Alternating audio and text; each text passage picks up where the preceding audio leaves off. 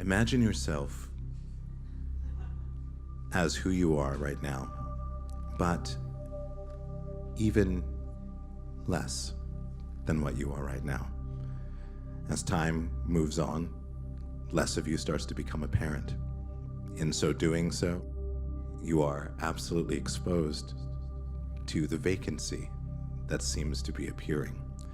The contrast between what it was that you were and how much less you are now feels pretty good. You feel as though that is actually better, but without warning, and visualize the sound of a trumpet. Then say, that's too harsh. Then put in the instrument that actually is more appealing to you. That's better. Everything around you starts to swirl in an immediacy that feels both frothy, undulating, and fairly stable. You hear a knock at a door. You don't see a door, but you hear a knock. That sounds like it's probably a door. That door opens, and of course it's your friend. And they're like, hey, you want to hang out? And you're like, we already are, man.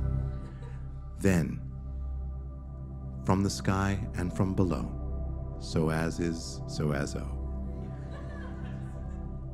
an eagle appears with beautiful eyes and makeup and says, I am an eagle.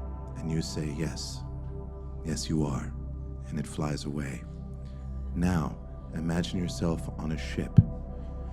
This ship is floating somewhere, but it may not be water. The intrinsic nature of the creaking of wood and the wisping of the swishiness of that which would be interpreted as water gives to you a sense of confidence that even though normally you would be seasick, you are not. The cookie of which you have been saving in your pocket becomes crispier and crumbles as you reach for it. Pulling out the crumbs, you realize they are seeds. These seeds are spread across the bow of the ship, and the wind carries them away. Into the distance, you see the seeds land like sparkles on a distant diamond island, the sound of which sounds tingly and wind-chimey as you would expect. Then, a rumbling occurs, a rumbling so low that it feels as though reality itself is about to decompose.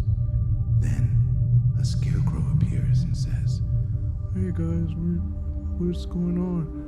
You guys need crop protected? Would you say, I need not crops, for I am crops. The scarecrow responds, Yeah, you got a point. And goes away. Now, finally, and forever finally, you see a mirror in the distance, standard, square, rectangular-ish, moving towards you at a rate that seems fairly casual for a mirror traveling through space. Finally, it arrives, and you see that there is nothing reflecting in it, but somehow you know it is a mirror.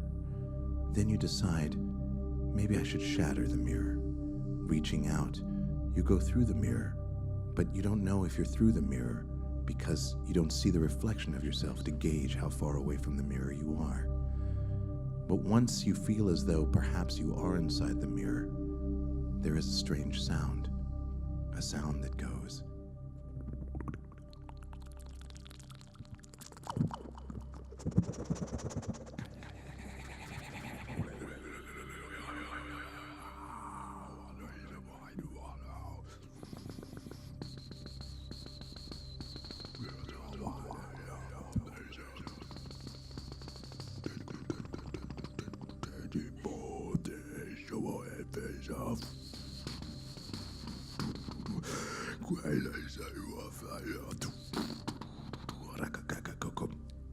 And you think, well, that's pretty interesting, but is there anything more?